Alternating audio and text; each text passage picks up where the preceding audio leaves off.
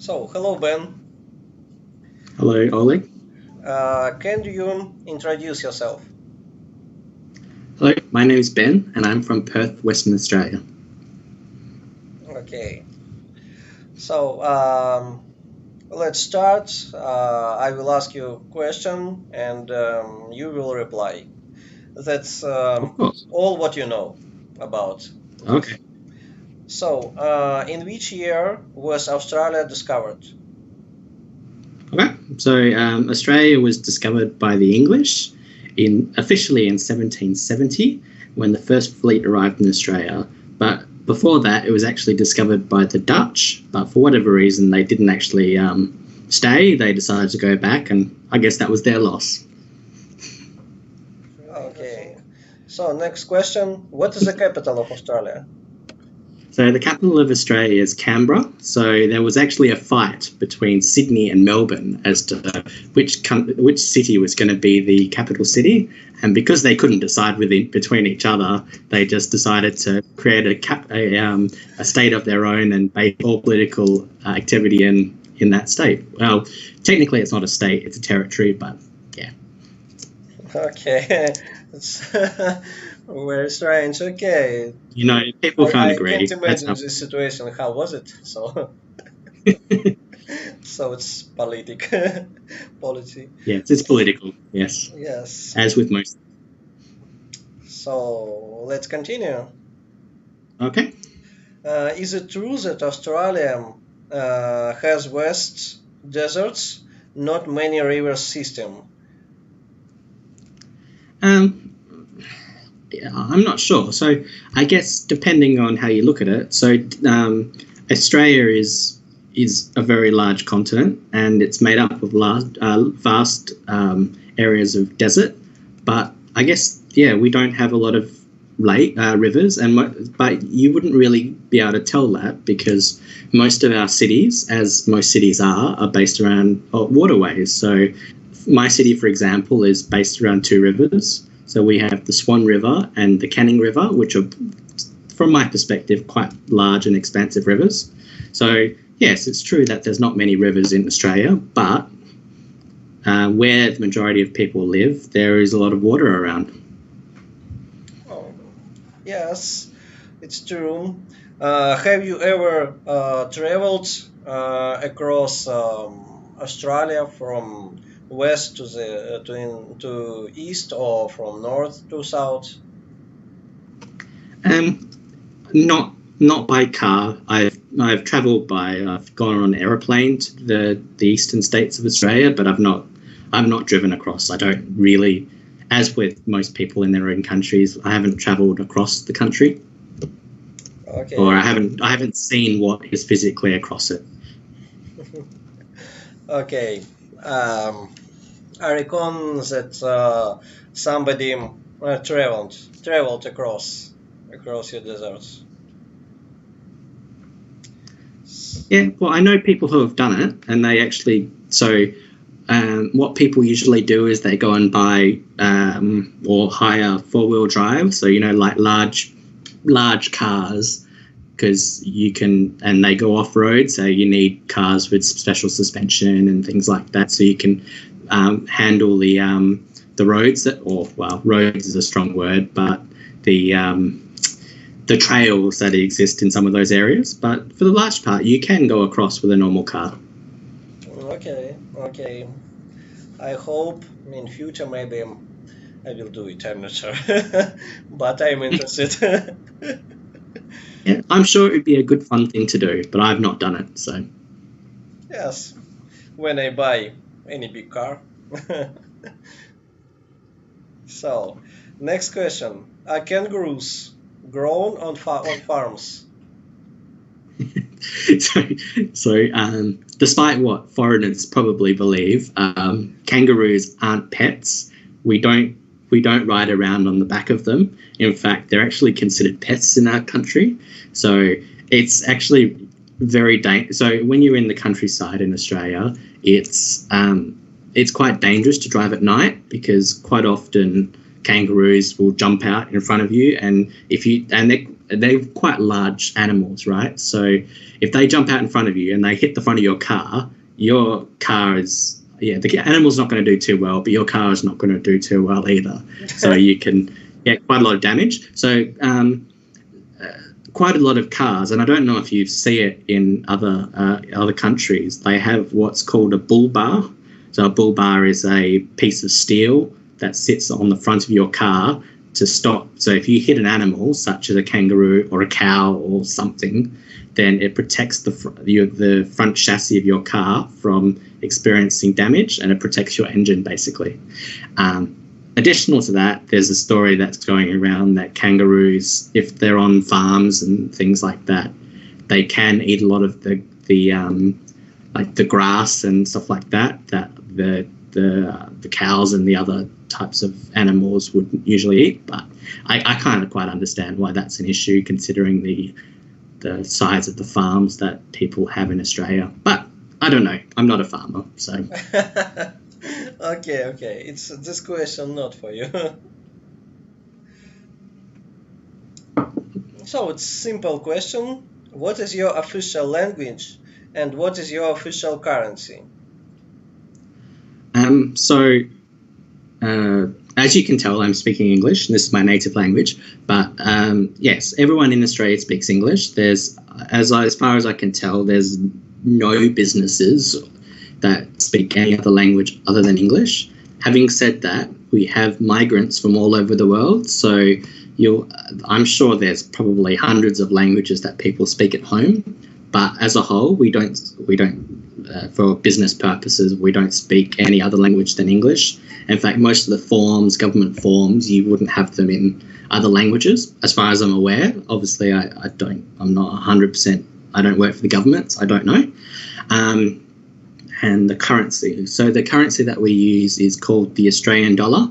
So the Australian dollar is roughly, so from your perspective, it's roughly 45 rubles.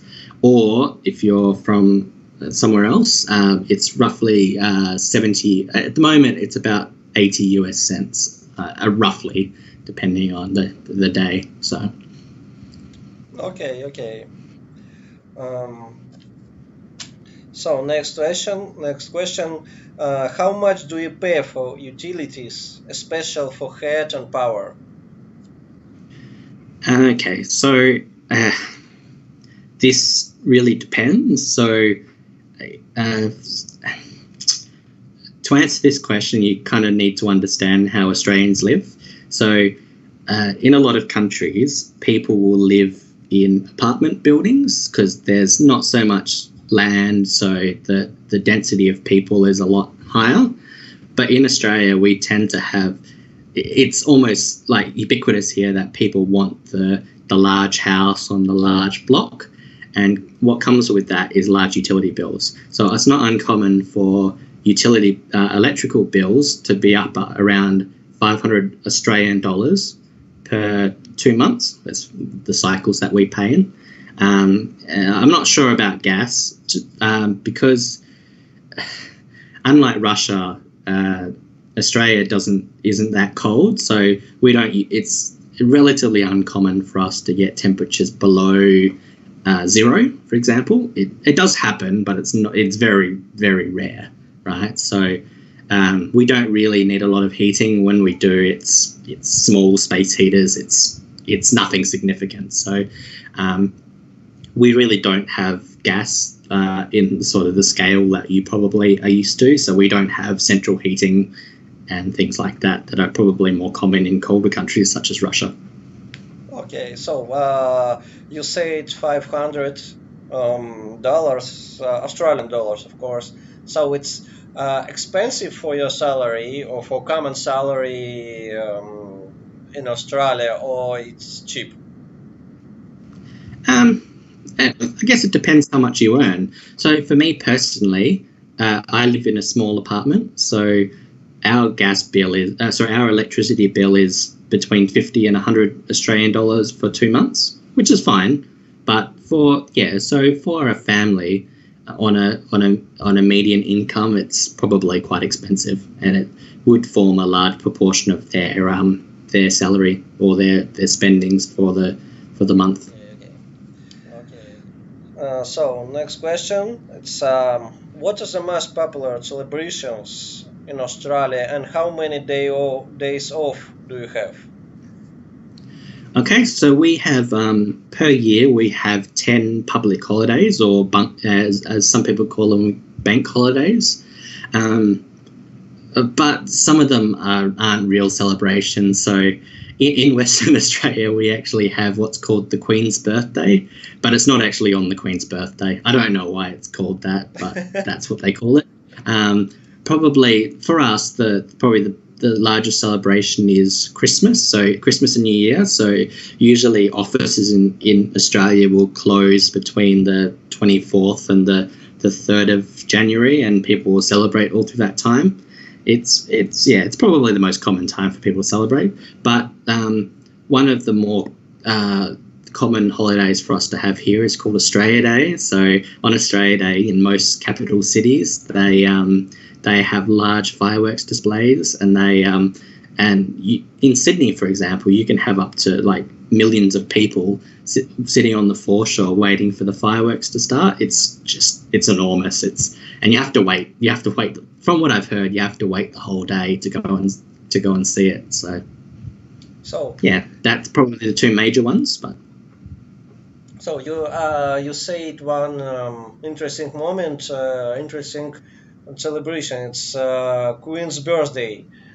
So it's English Queen's birthday, right? yeah, because as you know, Australia was discovered by the English. It wasn't discovered by the English, but that's another story. So we celebrate. Supposedly, we celebrate Queen Elizabeth's birthday, but it's not Queen Elizabeth's birthday at all. So and you don't work this day, right? No, so in Australia, public holidays are fully paid as part of our salaries. Okay. So, what is the most important industry in Australia?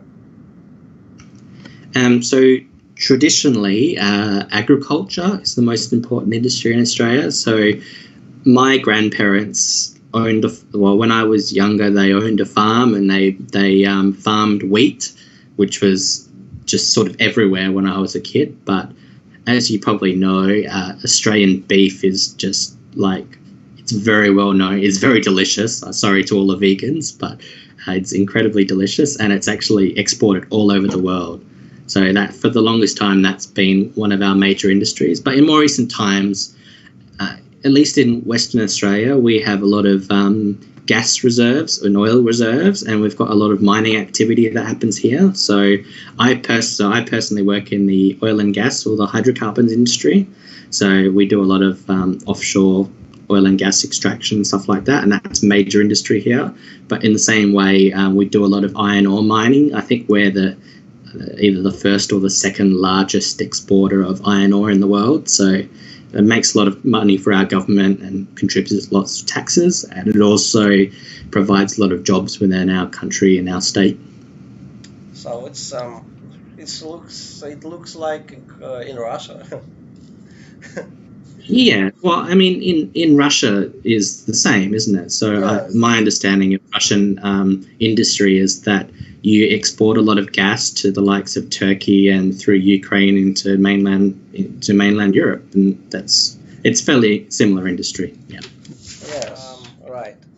Our latest question. I know you learn Russian. Why? Well, I originally started because in 2014, I think. So I did an event, or it's a charity rally called the Mongo Rally, which was a drive. So we purchased a small hatchback, which is the rules of the competition or the rally was that we purchase a small car that has a engine capacity of less than 1 litre, and we drive our car from London to Mongolia, so the capital city of Mongolia called Ulaanbaatar, and the vast majority of that drive was through Russia. So I thought to myself, well, I'll just go and do a course and I'll learn a little bit about the language so that I could at least be able to communicate a little bit with people. unfortunately, I didn't know enough to be able to say much at all, but it was fun all the time. And so I came back and I thought, oh, well, I might as well continue learning this. So I did. And I love the language. It's fascinating to me. It's incredibly difficult, but it wouldn't be fun otherwise. Russian is your first language, first foreign language for you? Yes. Well, it's the language that I probably know the most of by a long way. So I learned other languages. I learned other languages when I was at school, but not to such a high level. So Okay. So one extra question, but it's some interesting question. When you were abroad, you spoke with foreign people about your country, and how do you see and how see foreign people your country, I mean Australia? What do you think? Just your opinion. well, there is I don't know. I mean, Australians tend to travel quite a lot, and what the general, and I guess the opinion varies fairly widely as to what Australians are like. A lot of people find that they're friendly, but a lot of them find that they are always drunk and a little bit rowdy and things like that. So, and to me, there's mixed opinions of what Australians are like, but I hope that we're seen as friendly and that we're generally liked. Okay. So thank you for interview. Thank you, Ben. I hope in future you will watch our interview on YouTube channel. You're most welcome, Ali. So, see you next time. See you next time. Guys, really hope that this video was really interesting for you. If you want to know another facts about Australia, please text me and I will tell you about everything. Also, subscribe on my channel and wait for next videos. See you next time. Bye.